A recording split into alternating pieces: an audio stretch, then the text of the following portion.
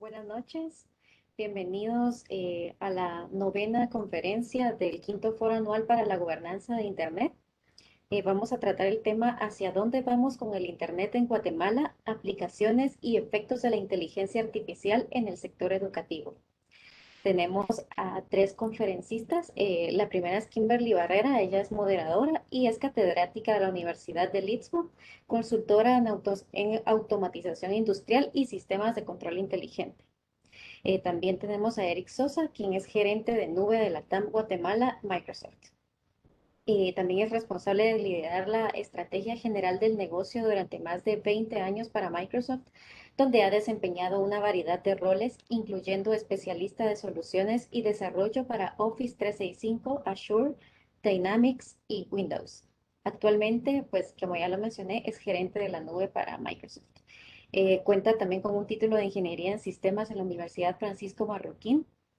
Eh, y bueno, eso es generalmente quien es Eric Sosa. También tenemos a Estuardo Sandoval y él es director del Departamento en Electrónica y Telecomunicaciones de la Facultad de Ingeniería de la Universidad de Leeds. También es director experimentado en Ciencias de la Computación con un historial de trabajo en la industria de la maquinaria. Muy bien, bienvenidos a los tres. El micrófono es todo suyo. Muchas gracias, Luisa. Buenas noches a todos. Antes de iniciar hablaremos un poco de inteligencia artificial a grandes rasgos. Conocemos que la inteligencia artificial es la combinación de algoritmos planteados con el propósito de crear máquinas y software que presenten capacidades inteligentes y en muchos casos capacidades similares a las del ser humano. Durante las últimas 2 décadas, la inteligencia artificial ha evolucionado drásticamente y abandonó por completo el espectro de la ciencia ficción para colocarse en nuestras vidas diarias. Todos hemos interactuado con algún tipo de herramienta que hace uso de inteligencia artificial, desde aplicaciones en nuestro teléfono móvil e incluso técnicas avanzadas como Machine Learning. Y aunque aún se encuentra en una fase muy inicial, en la actualidad protagoniza una revolución que es comparable a la que generó Internet en su momento. Esta posee aplicaciones en múltiples sectores como salud, finanzas, transporte, etc. Pero el día de hoy discutiremos el impacto que genera en el sector educación. Y para esto nos acompañan los ingenieros Estuardo Sandoval y Eric Sosa, quienes se encuentran involucrados en el sector de educación superior e inteligencia artificial. Durante el panel, ellos nos describirán las aplicaciones y efectos de la inteligencia artificial en el sector educativo relacionado a catedráticos, estudiantes y metodologías. Así que para iniciar, ingenieros, quisiéramos conocer cuáles son las principales herramientas de la inteligencia artificial utilizadas para asistir a docentes, instructores, catedráticos, profesores para la enseñanza y aprendizaje.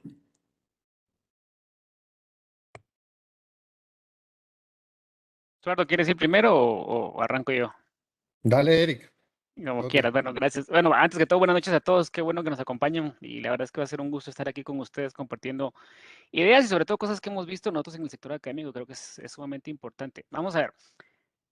Yo creo que la verdad es que Kimberly hizo una muy buena introducción de cómo vemos nosotros el tema de inteligencia artificial. Sin embargo, creo que en la educación todavía tenemos mucho camino que recorrer. Atendiendo a la pregunta concreta, vamos a ver, ¿qué son las cosas que estamos viendo más nosotros? Primero, creo que estamos introduciendo mucha inteligencia artificial en la modalidad bueno, me explico mejor, en cuanto a cómo los estudiantes están consumiendo contenido, por ejemplo, cada estudiante, por ejemplo, consume videos, consume algún tipo de material y de alguna forma la inteligencia artificial empieza a estudiar cómo están consumiendo este tipo de información y empieza a hacer sugerencias adicionales, tipo un buscador, tipo una red social sobre qué contenido podría complementar esa educación. Entonces, en esa parte creo que la inteligencia artificial tiene un rol bastante importante porque de alguna forma empieza a reunir todo ese conocimiento que está disperso y de acuerdo al interés en particular de un estudiante le puede ir sugiriendo uno u otro material, incluso material complementario para algún tema puntual, ¿no? Y es una de las cosas que más estamos viendo. Saliéndonos un poco, quizás, y antes de pasar la palabra a Estuardo, de la, del material como tal o del contenido como tal, creo que también estamos utilizando mucho la inteligencia artificial para estudiar cuál es el comportamiento de las llamémosle calificaciones, notas, evaluaciones, etcétera, de los estudiantes con alguna historia. Es decir, estamos tratando de pronosticar, por ejemplo, cuáles son los estudiantes que tendrán algún problema en qué tipo de materias, cuáles son los estudiantes que necesitarán algún tipo de refuerzo, cuáles son las capacidades que tiene un estudiante, por lo cual hacen un buen digamos, candidato a consumir cierto tipo de contenido, es algo que también se está haciendo mucho y también estamos investigando mucho sobre cuáles son las variables que influyen en el resultado final de los estudiantes. Por ejemplo, que sé yo, si un estudiante, no sé, atendiendo a su género, de qué colegio puede venir, cuáles son sus notas que ha tenido históricamente en ciertas materias, cuál podría ser el resultado final haciendo simulaciones en inteligencia artificial si se mete a estudiar alguna carrera puntual. Esos son el tipo de cosas que yo más he visto en el ámbito de educación actualmente. Muchas gracias, Eric. Le damos la palabra a Estuardo. ¿Qué tal? Buenas noches. Pues muy interesante lo que comenta Eric. En cuanto al tema de inteligencia artificial aplicado a la metodología o al avance que pudiera tener los estudiantes, citando un poquito lo que comentaba Eric. Algo muy interesante es que no todos los estudiantes aprenden al mismo ritmo. Entonces, una herramienta muy interesante sería o es personalizar las tareas de acuerdo al nivel o a la velocidad de aprendizaje que pueda tener cada uno de ellos. Por ejemplo, o sea, nosotros tenemos un grupo de estudiantes, digamos, de primer año, eh, y están estudiando todo multiplicación. Pasan al siguiente nivel, que ya sería la división de números enteros, pero existe alguien que no sabe multiplicar todavía. Entonces, a la hora de pasar al siguiente tema, este alumno no tendría la facilidad de poder entender la división si no ha aprendido directamente la multiplicación. Entonces, una herramienta muy interesante es la personalización de las tareas, exámenes o asignaturas de acuerdo al rendimiento de un estudiante. Digamos, los catedráticos tendrían la habilidad de preocuparse únicamente de impartir la clase y no de sesgar o caracterizar cada alumno, o sea, no discriminarlo o ir al ritmo específico de cada alumno. Sería la personalización estricta a cada una de las personas. Em, Otro detalle muy interesante es el tema de la calificación directamente, o sea, las herramientas actualmente para calificar una asignatura que no implique análisis o no implique desarrollo literal, que muy pronto me imagino que ya se podrá hacer, pero algún procedimiento mecánico o algún procedimiento que implique alguna resolución de pasos, la inteligencia artificial podría calificar directamente estas tareas.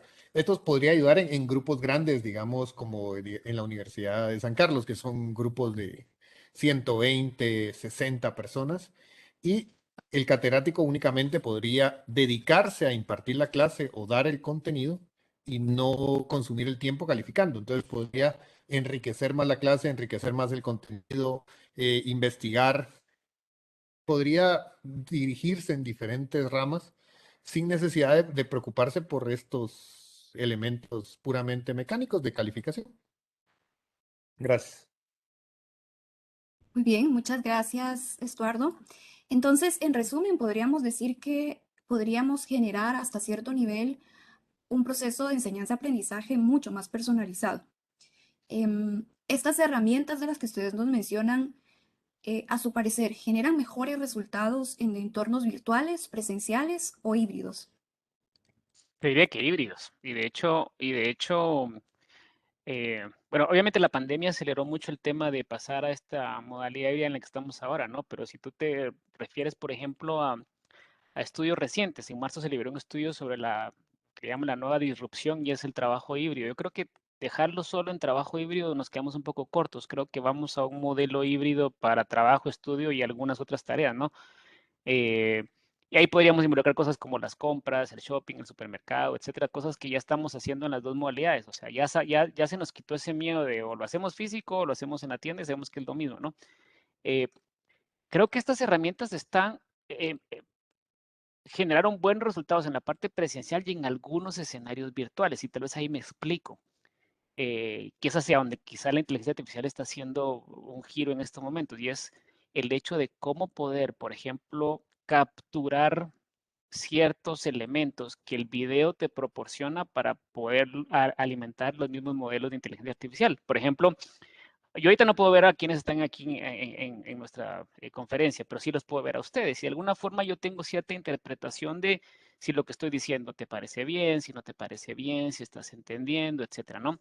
Incluso cuando el profesor está hablando, o sea, o cuando yo ahorita estoy hablando, la inteligencia artificial puede de alguna forma analizarme y generar un modelo de que, por ejemplo, si estoy, no sé, de alguna forma inventando lo que estoy diciendo, si estoy recordando el dato, si me lo, como dicen los estudiantes, si me lo estoy fumando, o sea, usando un poco ese argot, ¿no? Y esa parte es la que creo que viene ahora y donde tenemos un alto compromiso, ¿no? De cómo las herramientas virtuales también les dan algunos elementos a los profesores para que puedan entender qué estudiante está aprendiendo y qué no, porque todos vimos los memes de las clases virtuales, ¿no? O sea, estudiantes que ponían una foto enfrente o algunos que, o sea, que tomaban las clases desde la cama, ese tipo de cosas que creo que van a seguir existiendo. Pero para los que están de alguna forma de cara a nosotros, ¿cómo obtenemos cierta retroalimentación de las herramientas utilizando modelos de inteligencia artificial de qué estudiantes realmente están captando, quiénes tienen dificultades y con eso incluso poder hacer un pronóstico, quiénes le irá bien al final de año, ¿no? Ese tipo de cosas son las que hacia donde creo que va a dar la vuelta ahora que estamos en el mundo virtual. Regresando un poco a tu pregunta, ¿no? Las herramientas las habíamos probado en los dos escenarios, pero creo que no tan intensamente como lo vamos a hacer de ahora en adelante, que creo que tenemos mucha más historia y bueno, todos sabemos que a más data, a más historia, los modelos son mucho mejores, ¿no? Y creo que eso nos va a proporcionar nuevas herramientas para que esto mejore de cara a un mundo totalmente híbrido ahora, ¿no? Exacto. Con una mayor cantidad de datos tenemos mayor información para poder evaluar posteriormente y realizar mejores pronósticos. Adelante, Estuardo. Gracias. Pues técnicamente, como mencionaba Eric, en el estilo híbrido, yo en lo personal he conocido muchos catedráticos y maestros de primaria, de universidad, que a la hora de estar impartiendo la clase tienen que estar viendo para la clase, tienen que estar viendo para la computadora. Es algo muy, muy, muy complejo porque es agregarle una capa más al catedrático de preocupación para ver si están aprendiendo. Entonces, en el escenario así de verificación del nivel de interés de los alumnos o el nivel de atención, le, le, le quita esa, no responsabilidad, pero esa preocupación al catedrático. Entonces, sí podría dedicarse más a impartir la clase. Yo lo veo como unos indicadores, viéndolo como un rating de televisión, que él puede estar viendo su clase y después estar viendo los indicadores, el nivel de atención está bajando, entonces él puede tener diferentes niveles o diferentes estilos de cátedra. Si mira que la cátedra está disminuyendo la atención, cambia a una modalidad un poco más interactiva, miren, hagan este ejercicio, los que están desde casa, por favor ingresen a esta página. Entonces, y puede ir viendo fluctuar esa atención, fluctuar ese aprendizaje, porque no del todo puede ser técnicamente la atención si va de la mano con las notas, pero puede haber gente que ya haya recibido el curso o ya conozca los temas, entonces no preste la atención deseada, pero le vaya muy bien. Ujú. Entonces ya posteriormente se puede meter ese contenido para hacer un análisis posterior de qué alumnos en base a su histórico, la atención presencial va de la mano con las notas. Y el tema de las notas es un tema muy interesante al analizar posteriormente. No sé, perdón, Eric, ibas a decir algo. No, no, y creo que lo que mencionaste es algo que se ha implementado muy bien en redes sociales, ¿no? El análisis de sentimientos. O sea, si podemos de alguna Ujú. forma retroalimentar al profesor de cuál es el sentimiento de la clase, creo que eso le puede dar un input adicional. Y yo creo que uno de los grandes compromisos que tiene la inteligencia artificial con la educación es cómo la hacemos mucho más personalizable, que lo hablábamos al inicio, ¿no? Y el mundo virtual nos da datos adicionales, porque hasta esta fecha usamos mucho dato histórico, es decir, cómo le ha ido al estudiante en el pasado. No usábamos modelos de de cómo le está yendo en este momento, qué está percibiendo en este momento. ¿Por qué? Porque las clases generalmente eran presenciales, tú mirabas a los estudiantes y ya estaba abierto a la interpretación o al sesgo del profesor en cuestión. no quiero decir con esto que la inteligencia artificial no va a tener su sesgo, pero obviamente es una herramienta que a medida que tenga más datos va a mejorar y nos puede dar esa interpretación en vivo que podemos tomarla. Y creo, esa parte para mí es súper importante. O sea, ese dato, incluso correlacionarlo con datos como, por ejemplo, a qué horas ponen más atención los estudiantes, a qué horas es la mejor para dar matemáticas, y no simplemente hacer una selección de a qué horas damos qué clase con base en la disponibilidad de salones, por ejemplo, que es lo que típicamente hacemos. Si lo orientamos directamente a los estudiantes, creo que podríamos potenciar las capacidades, no sé, o sea, no sé si existen, de hecho, estudios de es mejor recibir matemáticas de 10 a 11, por ejemplo, de la mañana. Eso puede ser algo que arrojen estudios que ahora podemos hacer con la inteligencia artificial. O mira, después de la hora de almuerzo, dar matemáticas o estadística es muy pesado, o de repente es bueno porque la gente está, no sé, está mejor alimentada, no sé, estoy aquí inventando, pero son datos que podemos de alguna forma obtener si usamos la inteligencia artificial en el ambiente educativo de una mejor manera. Muy bien, muy bien. Y enfocándonos ahora del lado de los estudiantes. Estuardo nos mencionaba que había visto catedráticos a diferentes niveles académicos realizar múltiples actividades. Eh, Puntualmente, aquí nos gustaría conocer cómo difieren las herramientas que se emplean para promover el aprendizaje en estudiantes en diversos niveles académicos. Es decir, sabemos que la capacidad para prestar atención en comparación de un niño de primaria es muy distinta a cómo lo van a realizar estudiantes universitarios. Entonces, conocer cómo estas herramientas pueden, cuáles son las diferencias de estas herramientas, cómo debemos enfocar los tipos de herramientas según el grado académico. Estuardo, ahí, yo ya contesté 2 veces, primero te cedo la palabra. Te toca. Dale, dale. Eh, pues técnicamente las herramientas vendrían de la mano con el diseño de los programas de estudio. O sea, si nosotros alimentamos redes neuronales o una inteligencia artificial en base a las notas o en base a los históricos que tenemos, una cantidad de históricos, cantidad de demanda de conocimiento de las universidades con respecto a los colegios, se podría generar unos mejores programas de estudio para los estudiantes, unos programas más acorde a la situación actual. Un detalle muy interesante, en los colegios los conocimientos son básicos, son herramientas para poderlos desarrollar y poder aprender lo que uno desee posteriormente.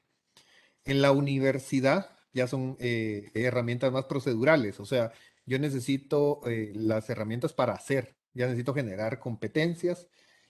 Entonces, en el tema de inteligencia artificial o las herramientas, en el área de primaria o del área básica, sí sería necesario esa personalización de la de la inteligencia de las asignaturas para poder llevar el ritmo a cada una de los estudiantes. Por otro lado, en el tema de universitario o un poco más secundaria ya finalizando, eh, se harían ejercicios, serían casos reales o escenarios, digamos yo que conozco bastante el área de circuitos o el área de hardware, plantear un circuito en base a una funcionalidad y resuelvan. Entonces, cada una de las personas se generaría con inteligencia artificial un problema a resolver, a diferencia de la primaria, que serían ejercicios y sería generar un pensamiento crítico más no presentarse a un problema puntual a resolver, o sea, no darles más el camino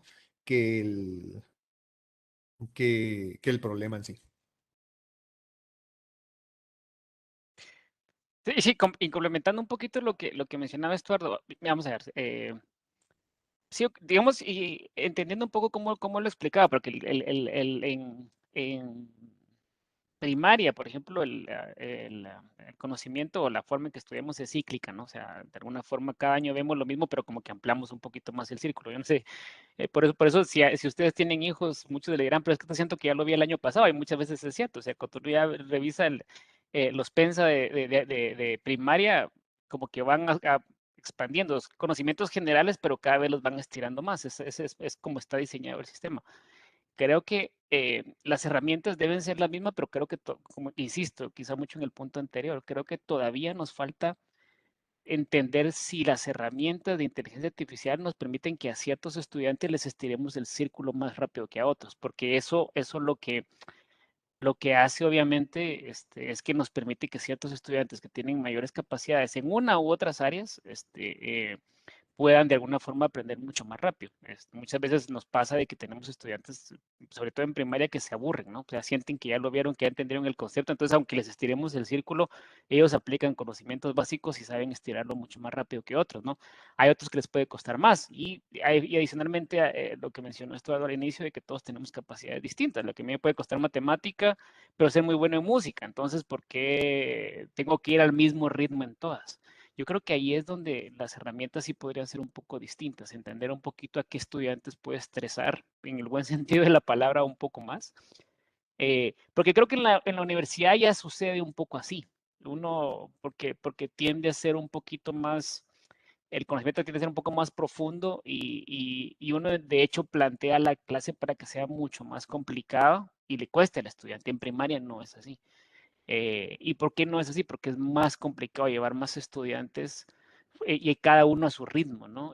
Entonces lo hacemos en todo general y todos van al mismo ritmo y aprenden básicamente el mismo contenido. Creo que en primaria las herramientas todavía podrían evolucionar un poco más. Por lo menos es como yo lo he visto y siendo papá lo veo un poco más. O sea, sé quién de mi hijo le puedo exigir más en matemática o más en ciencias sociales y a quién no. Sin embargo, está viendo un contenido que posiblemente ya entendió y eso hace un poquito más aburrida la clase o más entretenida a otras. Entonces, ese tipo de herramientas aplicadas a las diferentes etapas del aprendizaje, o sea, a nivel académico, creo que podría potenciar mucho a los estudiantes, ¿verdad? Muy bien, muchas gracias a ambos por sus respuestas. ¿A partir de qué edad es recomendable que interactúen los estudiantes con inteligencia artificial para reforzar el aprendizaje, para hacer más fluido este proceso? Uy, eso sí está Pues, difícil. Para mí, por si lo me menos. permitís ahí intentarlo inicialmente. Va, en mi opinión, la inteligencia artificial, como comentaba, debe reforzar el pensamiento crítico, las relaciones interpersonales y la convivencia, digamos, porque si la inteligencia artificial se enfocara en hacer procedimientos repetitivos, lo que les estaríamos enseñando a los muchachos sería imitarla y cosa que nunca van a poder. Nunca podrían hacer tan rápido un cálculo matemático como una computadora. Entonces, la intención de exponerlos sería tal vez facilitar, digamos, a un niño o a una persona que se le dificulta las relaciones sociales, digamos. A un niño que tiene algún problema de interrelación, exponerlo a una inteligencia artificial que sea un oso, un loro, y que empiece a platicar con él, que se sienta cómodo, e ir ampliando cada vez sus relaciones sociales, irle presentando o sustituyendo esa interfaz con una persona y ayudarlo a esa interrelación. Por otro lado,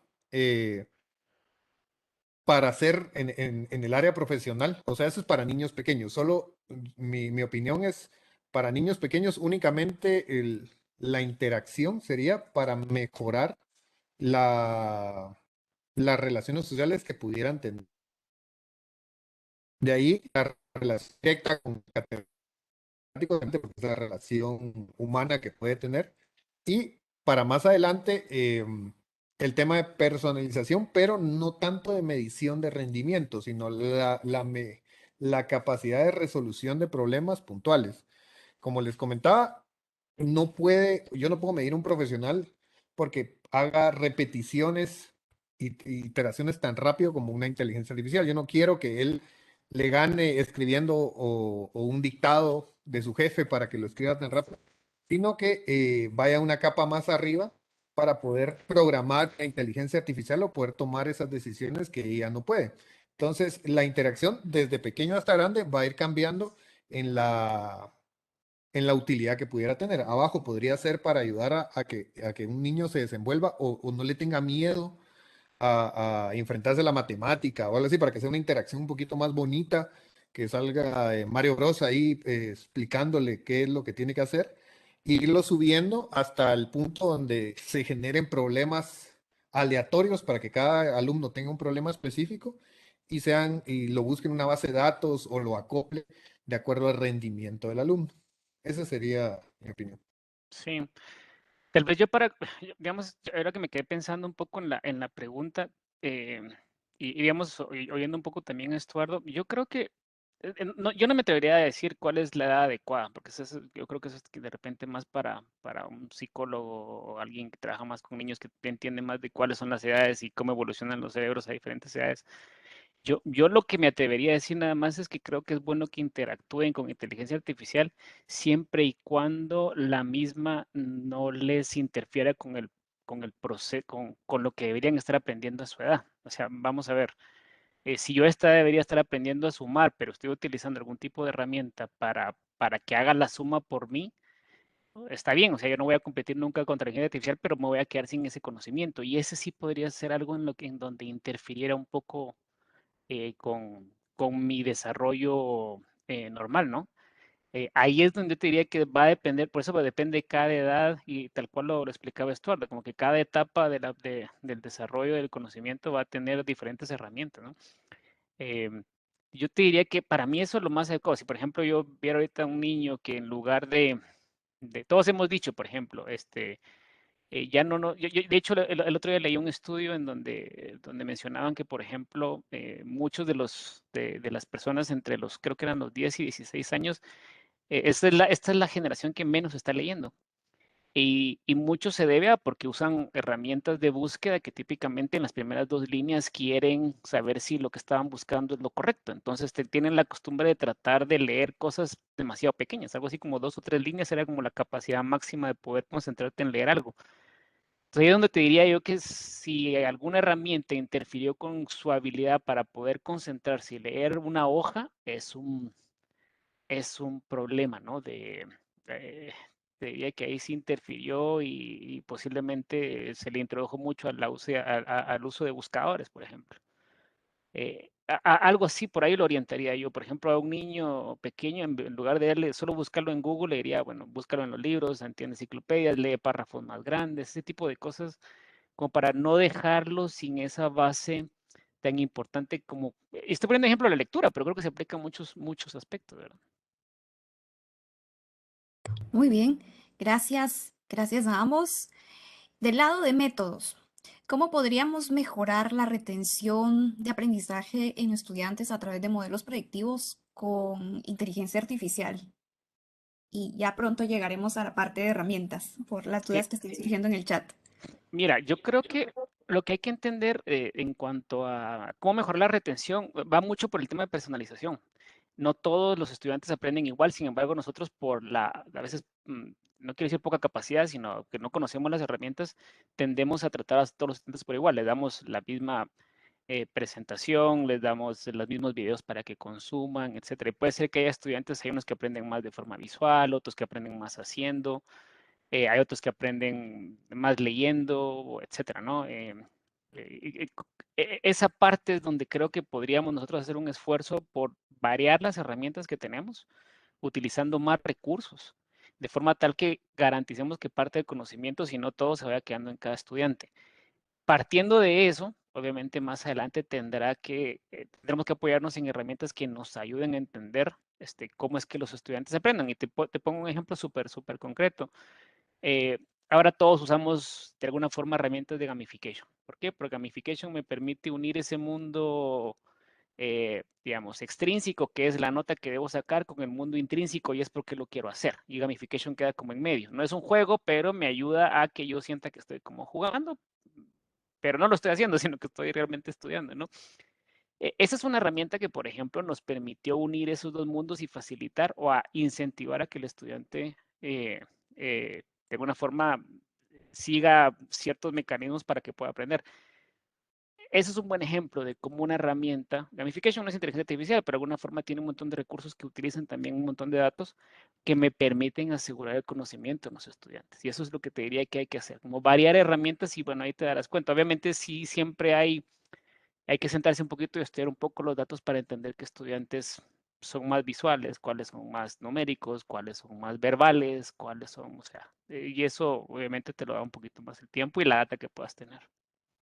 Eh, pues en mi caso, yo pienso que el mejorar la retención del punto de vista no tanto de aprendizaje, sino la retención de alumnos, también es muy importante, una importante aplicación de la inteligencia artificial. Un ejemplo de esto,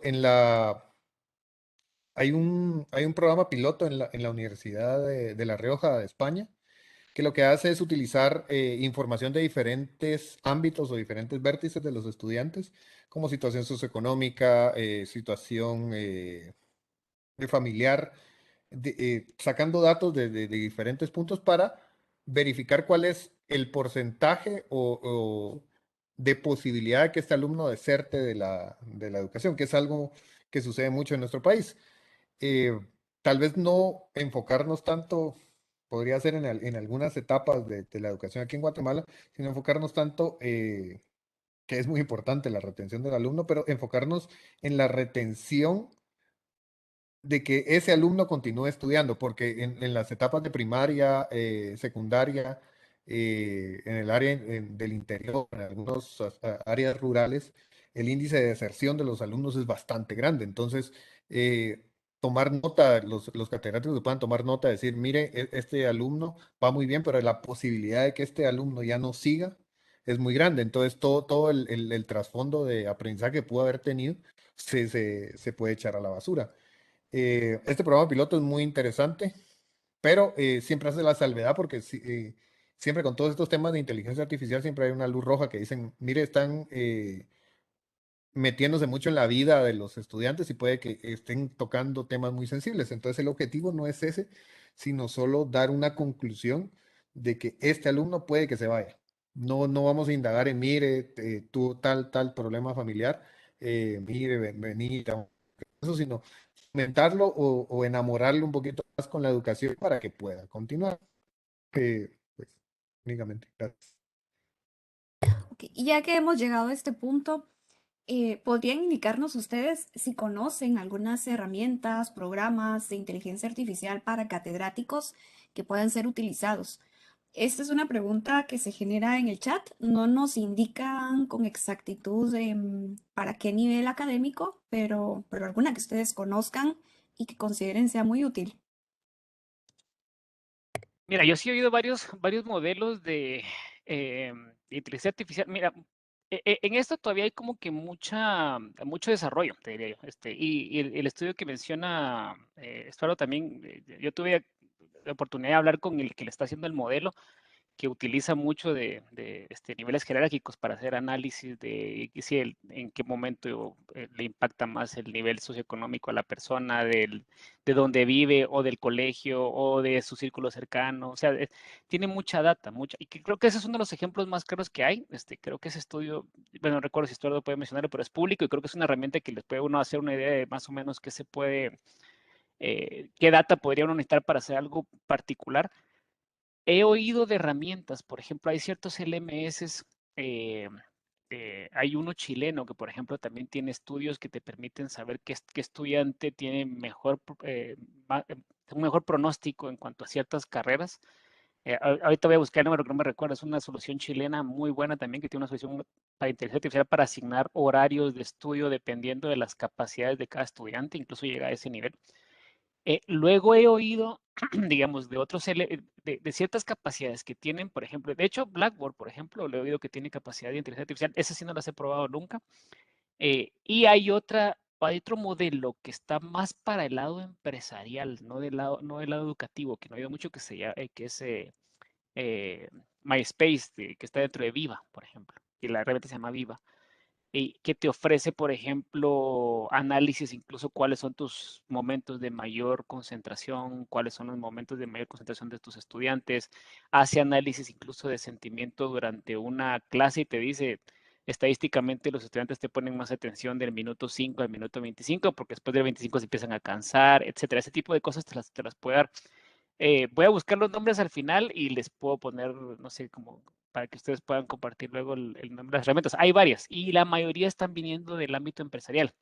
La empresa privada se movió obviamente al modelo híbrido mucho más rápido que el ambiente educativo.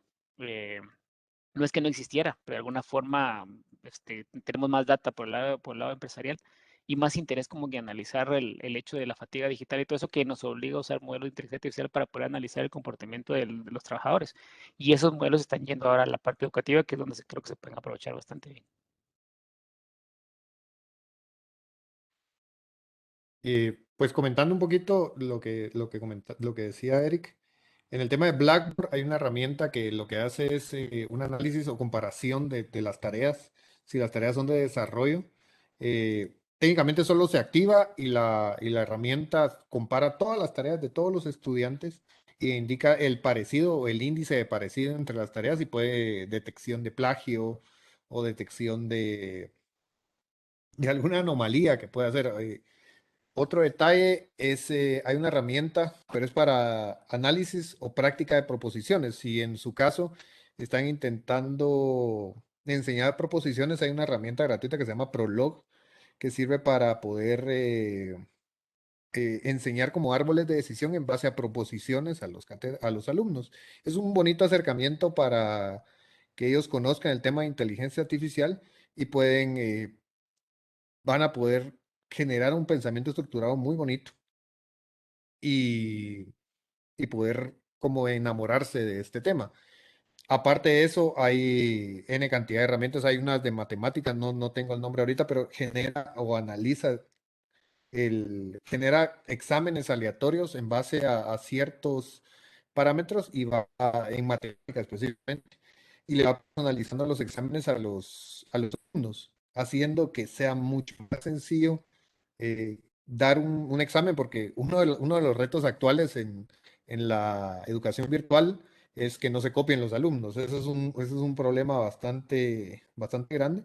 Pero si nosotros personalizamos cada uno de los exámenes, no van a poder, o no tendrían el tiempo de poderse compartir los datos y les fomentaría estudiar antes del examen. Si van entrando y me dicen que una computadora me va a generar el examen y una me lo va a calificar y va a ser diferente de todos y aunque se parezca va a tener números diferentes, ya el alumno le genera un poco de respeto el examen y dice, no, yo tengo que estudiar antes de entrar. Entonces, hay herramientas de matemática. Si quieren, también les voy a buscar esta herramienta, es muy interesante. Obviamente, como utilizan recursos de la nube, utilizan servidores, obviamente todas son de pago, diferente pago mensual. Ninguna es un software vendido directo que luego voy a instalar en mi computadora porque todas consumen recursos de la nube. Entonces, ese es el único como pero que podría decir, sería de presupuestarlo dentro de la institución donde se está trabajando. Sí, yo he visto también mucho utilizar Minecraft ahora para el tema de educación de matemática, química y todo eso. Creo que el Minecraft for Education también le permite, ahí sí, una plataforma de juegos, involucrar gamification y meter un montón de conceptos. Y la verdad es que a los estudiantes les gusta mucho. Y creo que es una herramienta que se ajusta muy bien a las diferentes etapas, ¿no? Porque, o sea, puede ser algo tan sencillo como para niños pequeños, como para, incluso yo lo he visto en simuladores con estudiantes ya universitarios, ¿no? Este, y es interesante, la verdad es que es una buena herramienta también. Muy bien, muchas gracias. Y continuando con el complemento a esta misma pregunta, entonces, ¿ustedes consideran que sí es posible mejorar considerablemente los indicadores de aprendizaje en el estudiante a través de a través de estas mismas herramientas? Sí, yo te diría que sí, o sea, y casi que si me dicen lo firmas, lo firmo. Sí, estoy muy convencido de que estas herramientas sí te ayudan mucho. Y es que todos los usamos, o sea, de alguna u otra forma todos estamos expuestos a hacer. Lo que pasa es que nos damos cuenta que estamos usando inteligencia artificial, pero lo usamos todo el tiempo, ¿no? Y nos ayudan, nos simplifican mucho de los procesos, nos explican, y lo puedes ver de los dos lados, es decir, eh, al profesor le da una ayuda muy puntual en llegarle de forma diferente a cada estudiante, o sea, si logramos de alguna forma personalizar la experiencia del estudiante, eso es importante, y el estudiante le da una oportunidad de aprender en el estilo que a él mejor le queda. Eh, y eso obviamente de alguna forma mejora muchísimo los índices de retención y aprendizaje, porque insisto, no todos aprendemos de la misma forma. O sea, y perdón que yo traiga mucho a mis hijos de ejemplo, pero yo tengo un hijo que estudia cantando, o sea, todo el tiempo está canta que canta, y es una bulla, digo, no está haciendo ruido, sino que está cantando, porque él es la forma en que él, como que su cabecita le retiene lo que está leyendo, y hay otro que no, que es totalmente callado y se sienta y hace, y el otro que le gusta más. Entonces, cada quien tiene su propio estilo, ¿no? Eso y las herramientas nos pueden ayudar mucho a personalizar el aprendizaje. Yo estoy seguro que se mejoraría mucho.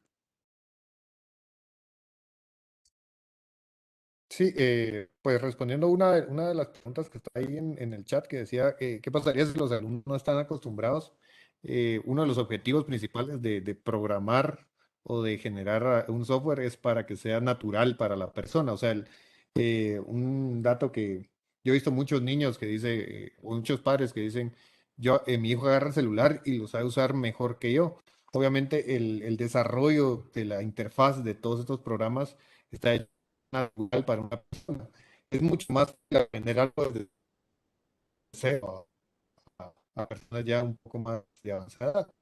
Eh, Estas herramientas están como, van de la mano a poder interactuar de una mejor manera. Un ejemplo, en el área de dibujo CAD, digamos, todo el tema de Autodesk, esto es lo que se me vino a la mente. Cuando yo estoy diseñando una pieza o estoy diseñando un plano, uno no se da cuenta cómo la misma inteligencia artificial del software le va sugiriendo herramientas para que sea más rápido el diseño, pero en realidad ellos no lo sienten o uno no se da cuenta porque no lo usó hace 10 años, que era meterse una herramienta, hacer clic en otro lado. O sea, en sí la herramienta de inteligencia artificial en el software ya está presente, solo el catedrático debe revisar los grandes software en el área de diseño mecánico, en el área de diseño diseño gráfico, que sería todo el suite de Adobe. Entonces, todas esas herramientas ya están metidas ahí.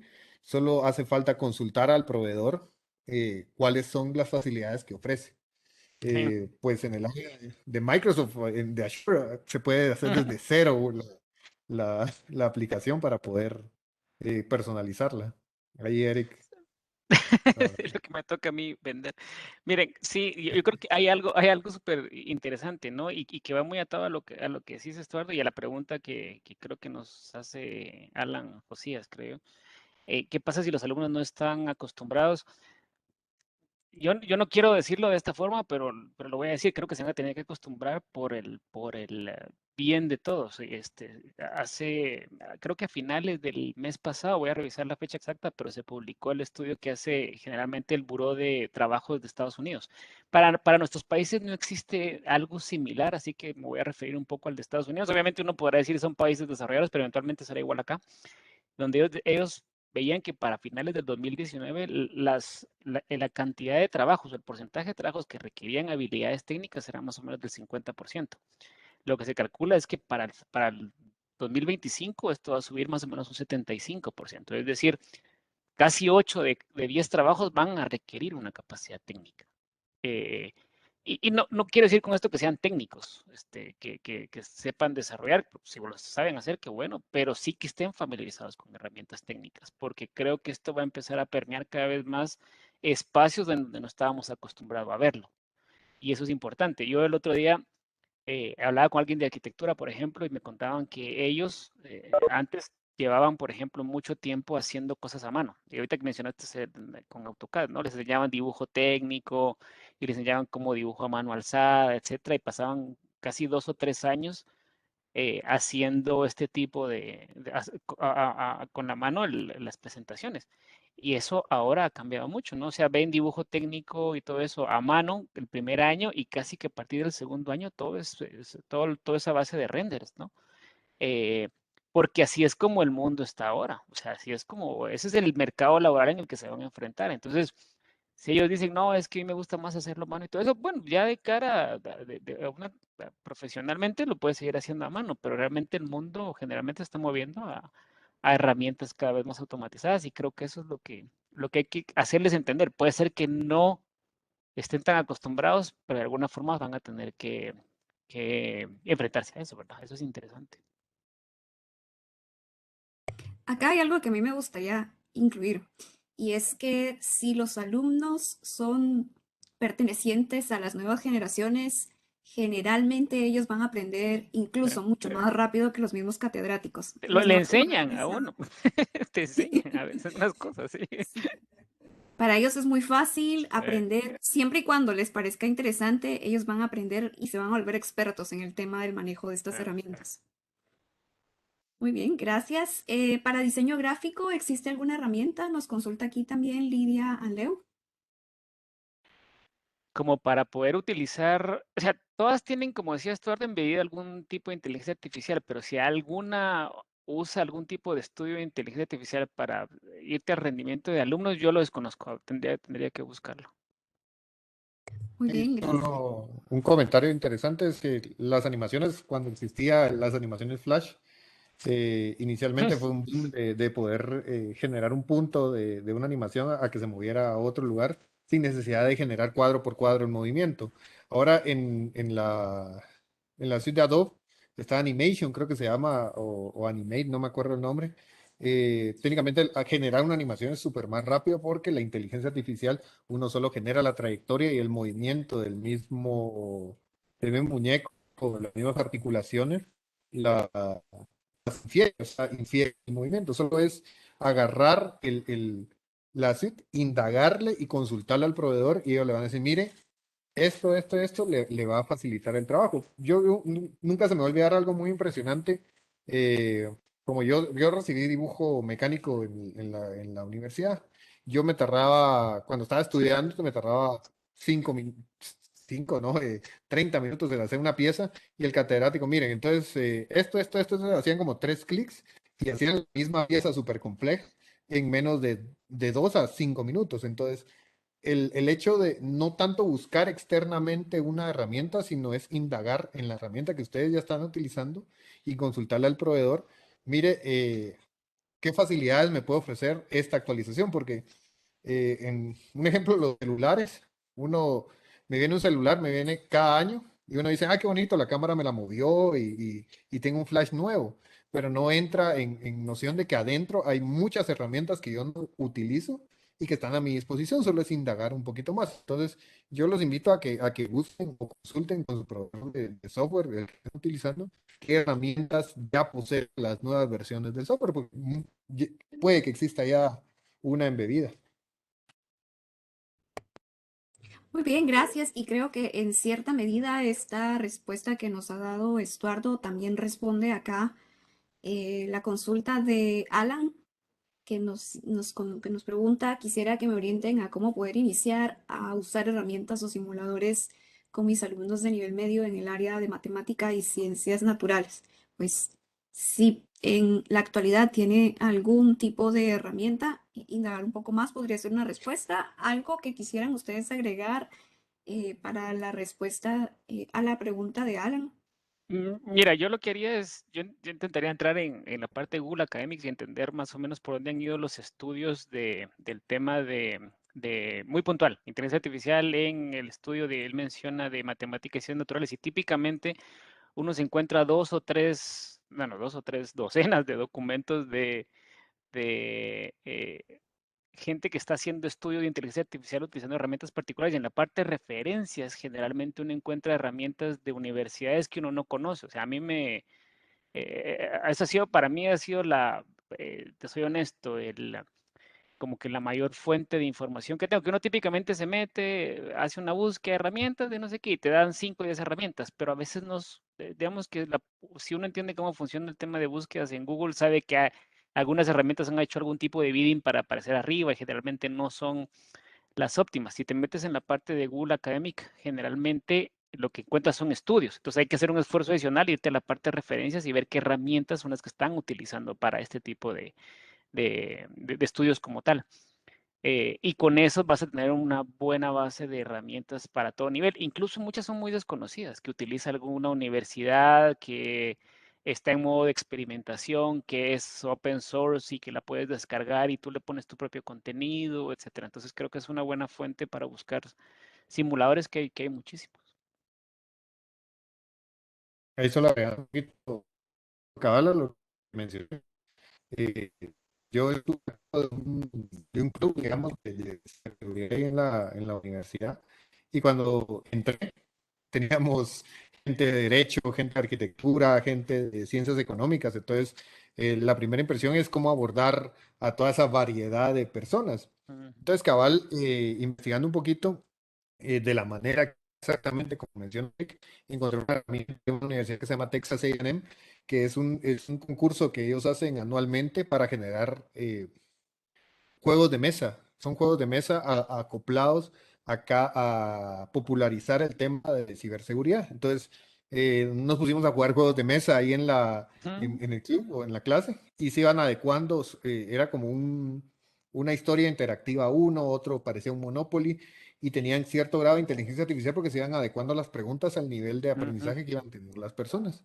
Entonces, sí, esa técnica que menciona Eric es muy, muy fiable, pero sí requiere un tiempo de dedicación para ir buscando de dónde extrajeron ese estudio y qué herramientas pudieran haber utilizado. Tal cual, sí. Gracias por sus respuestas. ¿Existe algún modelo, algún ejemplo que ustedes puedan mencionar además de estos, pero más concretos, referentes a estudios y evaluaciones que se realicen acerca de los resultados de integrar inteligencia artificial en los procesos de enseñanza y aprendizaje? ¿Qué tan exitoso es este modelo que ustedes conocen? Mira, yo sí conozco, y yo ya me ha tocado leer varios, pero ninguno localmente, que ese es el reto que tenemos. Eh, el estudio que mencionas tú al inicio lo leí varios de la Universidad de Rochester que están trabajando mucho en el tema de cómo adecuar ellos están tomando data histórica, generando modelos de pronóstico y luego adecuando el currícula al resultado que están obteniendo. Y creo que eso es a lo más que han llegado, pero le voy a decir en dónde está quizás el gap más importante que tenemos ahorita, es que casi que todos los estudios de inteligencia artificial que existían hasta ahora tomaban data histórica, ¿ok?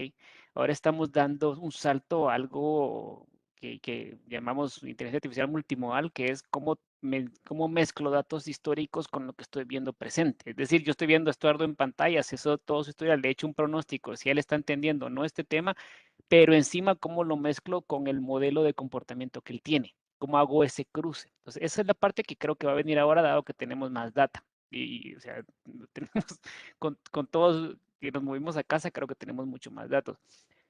Creo que no hay nada para el segmento educativo. Yo me leería mucho el de La Rioja, de repente ahorita busco el link y se los coloco acá por si alguien lo quiere leer, que creo que es importante.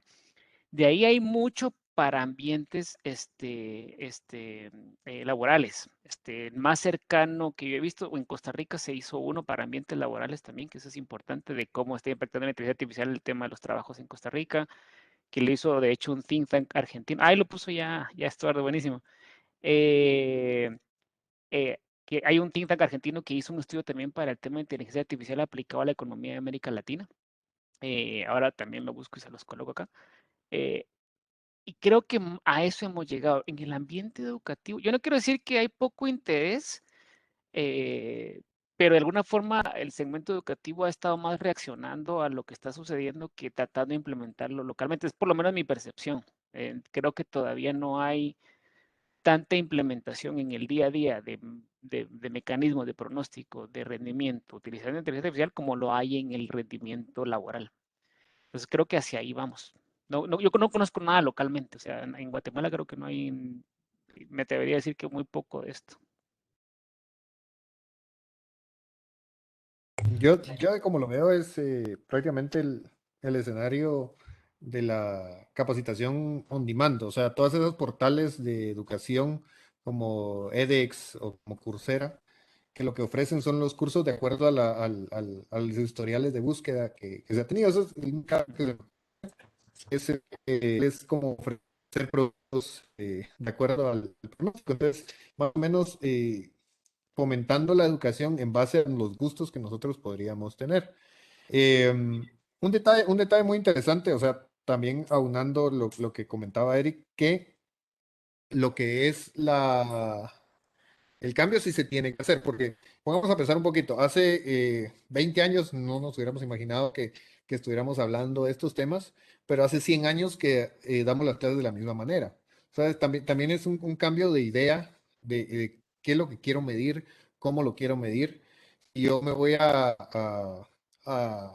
ligar a que solo voy a medir éxito, no voy a medir como el pensamiento del estudiante o no voy a medir la capacidad de organización o de o abordaje del problema.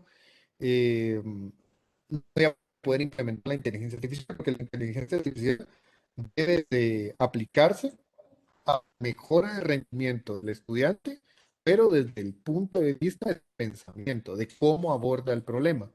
No, como lo vuelvo a repetir, no que tan rápido logra resolver un problema mecánico.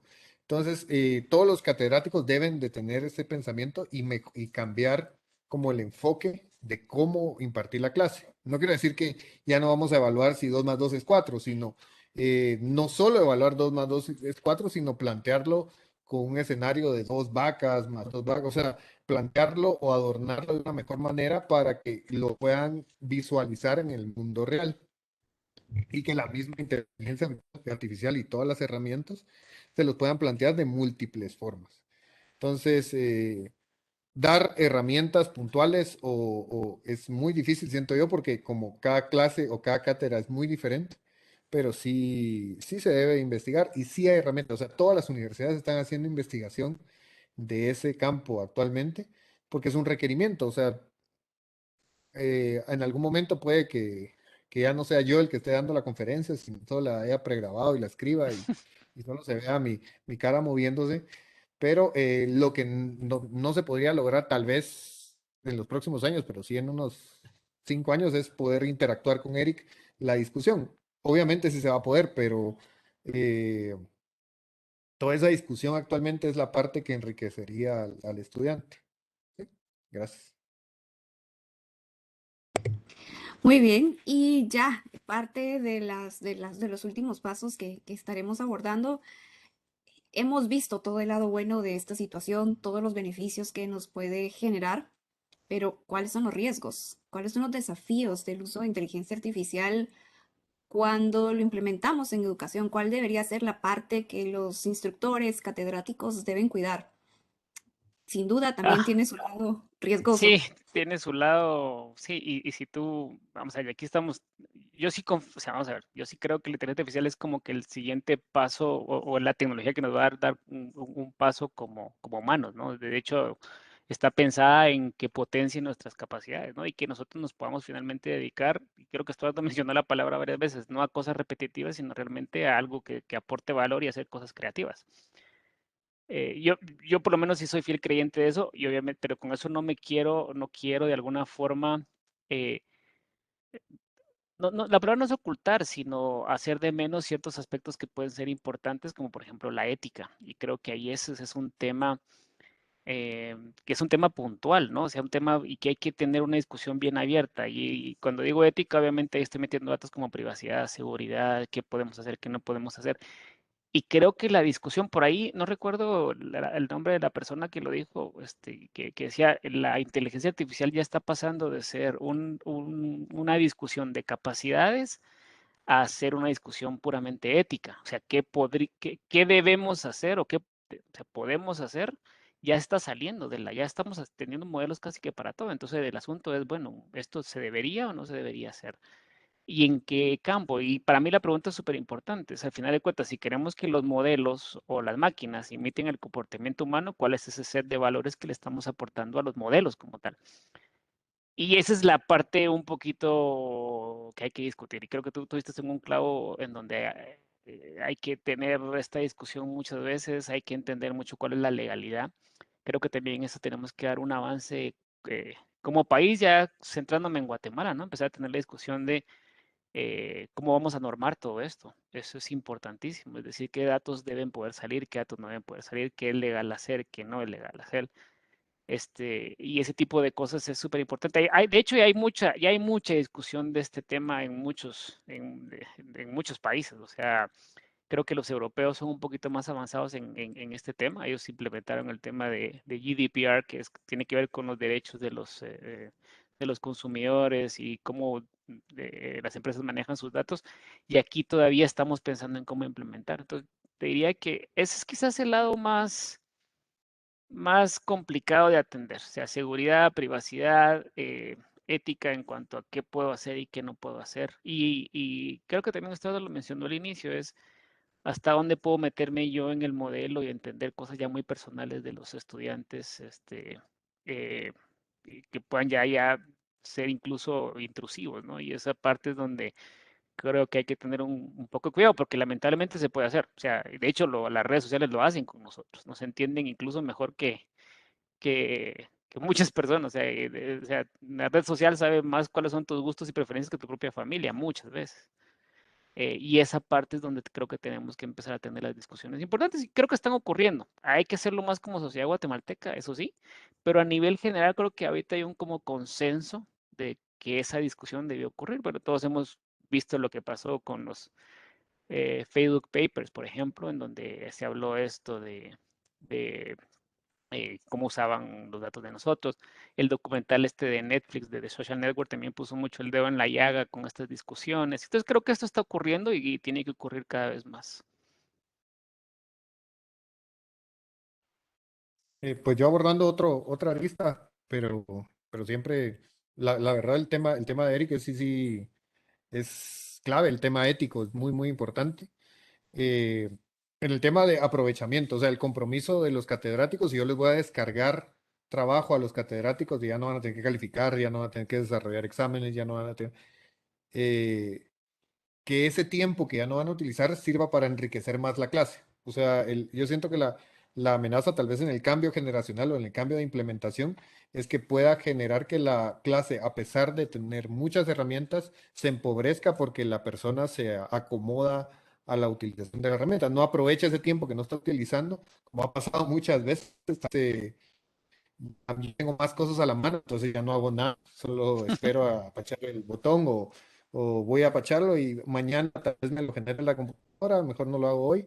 Entonces, ese cambio como de paradigma de que estoy haciendo mucho a que ahora no voy a hacer nada, sino voy a seguir haciendo mucho, pero en otra vertiente.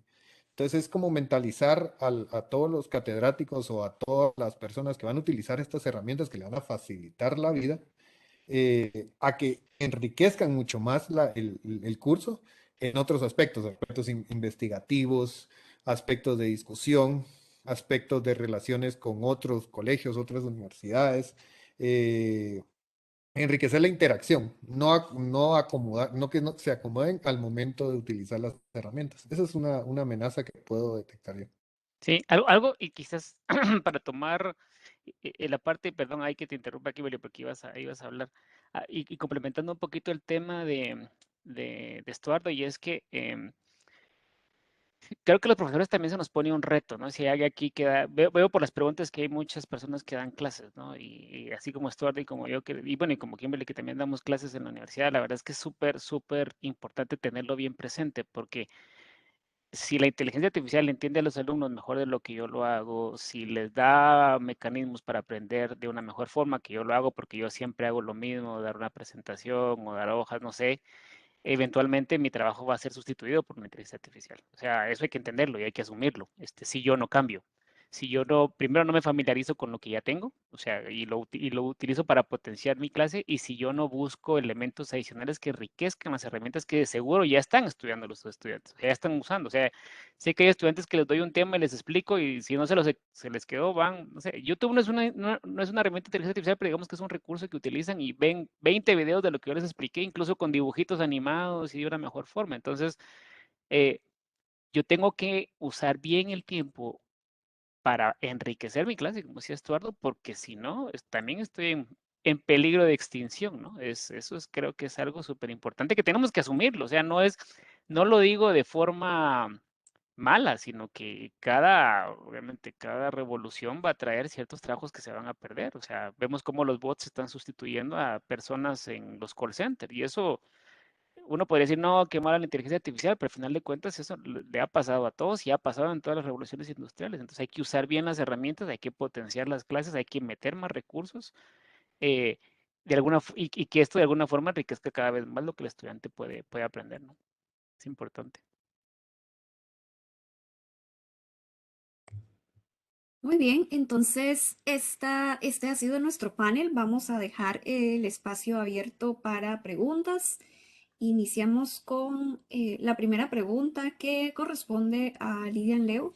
Ella nos dice, ¿consideran que aún nos hace falta adecuar los pensamientos actuales, modalidad presencial, para el uso e implementación de la inteligencia artificial y metodologías más en la línea de educación híbrida o virtual? Son Yo los PENSA. los pienso, sí. Yo creo que sí, yo creo que sí. Pero, pero te voy a decir en qué parte, y quizá no se da, vamos a, voy a dar un paso atrás, estableciendo que en países como el nuestro existe una brecha digital, es decir, hay gente que tiene acceso a la tecnología y otra gente que no. eh, Creo que sí falta adecuarlos, pero va a ser muy complicado que lo hagamos si no cerramos esa brecha digital antes. Y aquí me explico, es decir, todos los estudiantes deberían tener algún tipo de capacitación en habilidades digitales, al menos, o sea, para que una vez tú adecues el pensum en particular de que estás revisando, no sé, puede ser de tercer grado, pongamos un ejemplo, también puedas introducir ciertos elementos de carácter técnico, es decir, algunas herramientas que deben acceder los estudiantes, algunas herramientas que tú vas a usar, etcétera. Pero si no cierras esa brecha digital, lo vas a hacer de forma parcial. Es decir, lo harás en algunos colegios, lo harás en algunas universidades, pero no va a cerrarse. Si aquí hablamos como sociedad, si lo queremos hacer para todos, hay que trabajar muy duro para que esa brecha digital se cierre antes de pensar en adecuar los pensa, porque lo vimos en pandemia, o sea, cuando tuvimos que movernos a modo híbrido, unos colegios reaccionaron y algunas escuelas me imagino que pudieron, pero muchos estudiantes siguiendo, yo oí que muchos estudiantes tenían que ir a recoger hojas de trabajo en papel para poderlo hacer en su casa. Y ahí estás viendo una brecha bastante grande como para pensar que introducir herramientas digitales sea posible. Entonces, creo que hay que ver un poquito ese tema antes de modificar todos los pensamientos. Pues en mi opinión hay un detalle muy importante que sería como lo primordial, es enfocar estos PENSA en competencias, no en conocimiento puntual, que es como está hecho actualmente. Eh, ¿Qué es lo que quiere saber hacer? ¿Qué es lo que quiero que sepan hacer los alumnos? Y no enunciar punto por punto todos los conocimientos.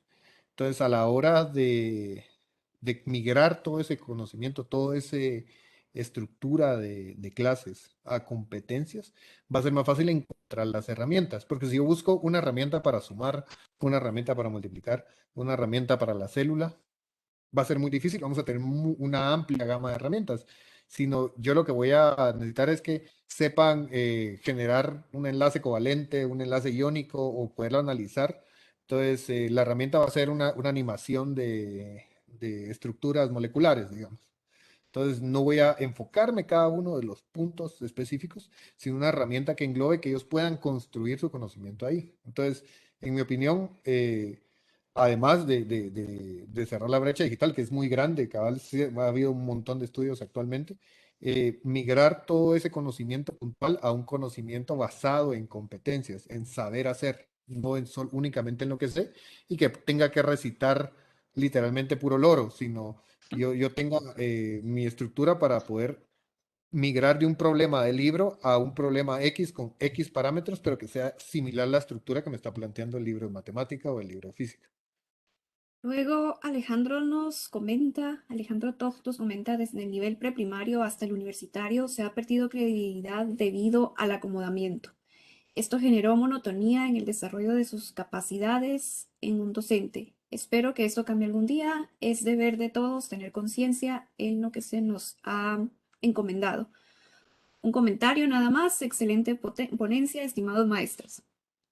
Bueno, creo que no tenemos más preguntas, por lo tanto procederemos a cerrar este panel con tres conclusiones. En realidad tenemos mucho material para concluir, pero quisiera reducirlo a estos tres aspectos.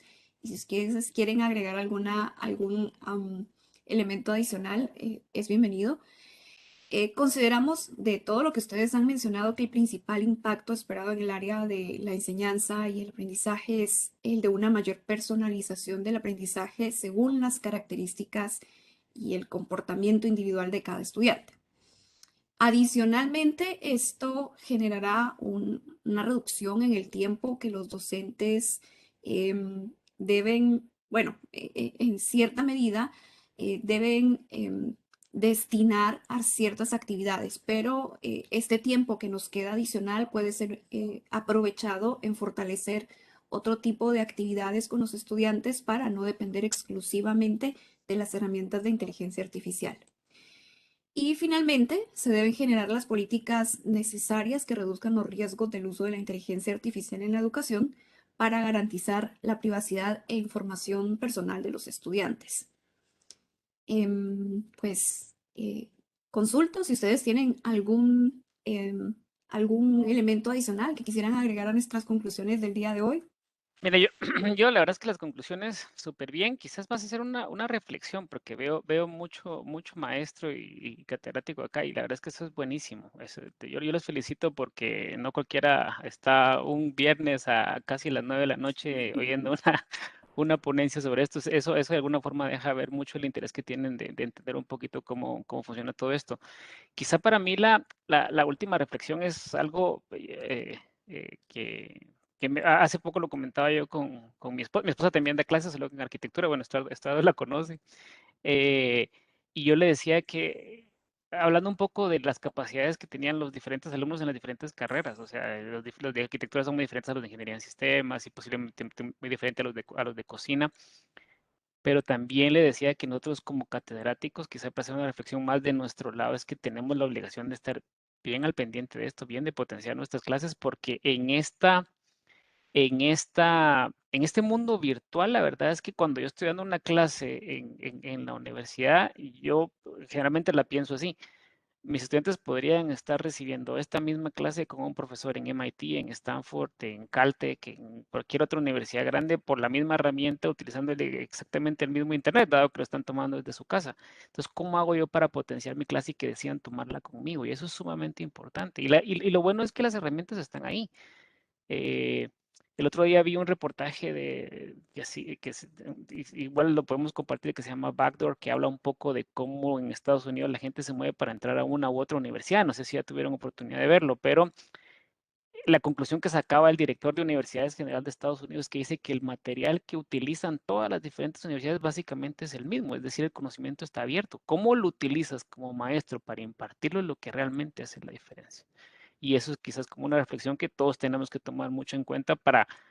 No se trata de entretener a nuestros alumnos, ojo, no, ay, ¿cómo hago para que se entretengan y estén contentos en mi clase? No, ese no es el objetivo final. Para entretenerse van a ver una película o van a hacer otra cosa. ¿Cómo hago para aprovechar ese tiempo que tengo con ellos y hacer que aprendan lo más posible de lo que estamos enseñando, ¿no? Y creo que eso es, para mí sería como que una reflexión y cómo la inteligencia artificial me puede ayudar a potenciar ese conocimiento. Pues técnicamente ahí Eric compartió ahí casi que toda la conclusión. Bueno, lo único que me queda por agregar es, hay muchas formas de aproximamiento a la inteligencia artificial en los cursos. Invitando a los catedráticos, ustedes podrían empezar con verificadores de plagio en sus documentos, que es un método de inteligencia artificial para facilitar su trabajo. Hay muchos, pero siempre recordando, es necesario eh, trabajar en ese curso, y una vez se trabaja el curso previo a iniciar, seleccionando las herramientas indicadas, el semestre o el año se va a ir solito. O sea, siempre que uno lo prepare muy bien, elija las herramientas adecuadas después de una investigación, pues, el año no van a tener que preocuparse por ver qué voy a dar hoy, o los alumnos van muy rápido, o este tema no lo aprendemos muy bien, sino apoyarse en las herramientas para generar todas las branches que pudiera haber. En dado caso, me atrasé un día del curso, no me aprendieron factorización el día de hoy, pero entonces voy a tener que repetirlo y pierdo el curso más adelante, sino tener todos los recursos que puedan existir. Y hay muchos recursos que me puedan autogenerar estas tareas, autogenerar estos exámenes. Entonces, eh, se puede iniciar desde un verificador de plagio hasta generar el examen automáticamente con una inteligencia artificial. Hay muchas formas de aproximar. No es imposible y no es no es algo inalcanzable. Entonces eso es lo único que podría decir. Muy bien, gracias a los ingenieros Estuardo Sandoval y Eric Sosa por los valiosos conocimientos compartidos. Ha sido un gusto compartir también con todos nuestros participantes el día de hoy. Em, Feliz noche, le devolvemos el tiempo a Luisa, quien seguramente cerrará el panel del día de hoy. Muchas gracias, Kimberly, y gracias a todos por su participación hoy. Fue muy interesante la charla, sobre todo por el tema de entender que la inteligencia artificial, pues en algún momento va a llegar a ser parte esencial de la educación y que los maestros deben estar preparados para afrontar el nuevo paradigma educativo. Entonces, muy interesante, muchas gracias y les esperamos a los participantes que aún están en la conferencia, que la otra semana tendremos otras charlas relacionadas a el Internet y los esperamos en la próxima. Muchísimas gracias.